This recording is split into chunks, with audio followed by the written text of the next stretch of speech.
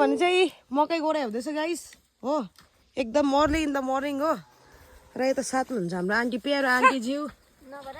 त्यही हो ब्लग बनाउनु मात्रै हो यसको ब्लग होइन ब्लग ब्लग भन्नु त ब्लग बुझ्छ बुझ्छ अरे खतरा छ एक्टिभ यता छ हाम्रै गाउँको के भनेको रे वाट इज त्यो के हो भनेको के हो रे ए ठिकै हो एउटै हो ए पापाले त ल वाट इज दिस र त्यो के हो भने के एउटै हो प्यारी टुनर बिसारी फुलबारी टुमारो भने के हो के भनेको रे आई कम टु प्यारी टुनर बिसारी फुलबारी टुमारो भनेको के हो त्यो भनेको त म आज फुलबारीमा आउनु सकिनँ भनेको आई कमसल प्यारी भने चाहिँ के हो तिमी एकदम मेरो प्यारो प्यारी कुन चाहिँ भाषा यो चाहिँ इङ्ग्लिस अन्त के हो त भोलि गार्डन घुम्नु जाउँ भनेको शान्ति भयो यो कुरा खुब ब्ल्याडी बास्टेड भन्छ अहिले बोल्नु इङ्ग्लिस काहीँ नभएको जान्दा छ पापाले जान्दा पो रहेछ इङ्ग्लिस त अन्त सो गाइस देख्नु भयो होला पापा चाहिँ इङ्ग्लिस दामी बोल्नुहुन्छ होइन पहिला यस्तो छ गाउँ बस्तीको लाइफ 1 वर्ष बादमा चाहिँ आज म मकै खन्नु जाँदैछु होइन गाइस अब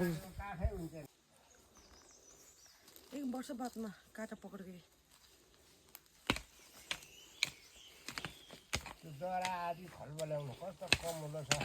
जरा खलबलाउनु अरे मकै छरेको त्यो गुरामा भरम खन्दैछ हेर्नु त गाइस जिन्दगीमा चाहिँ काम भन्ने सबै सिकिराख्नुपर्छ होइन त्यो चाहिँ कुरा राइट गरे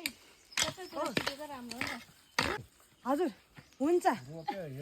अघि हालेको हाम्रो के अरे मकैबारी माझमा फेरि एकजना भाइ यहाँ सामेल हुनुभएको छ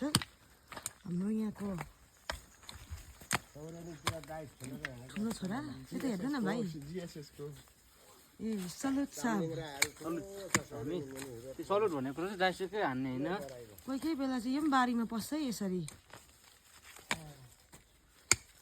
एरै मकैलाई त्यस्तो नगर न दामी गर्छ तर यसले मकै पर्फेक्ट सिकेछु त यो बुन्नाले निकै पर्फेक्ट बनिसक्यो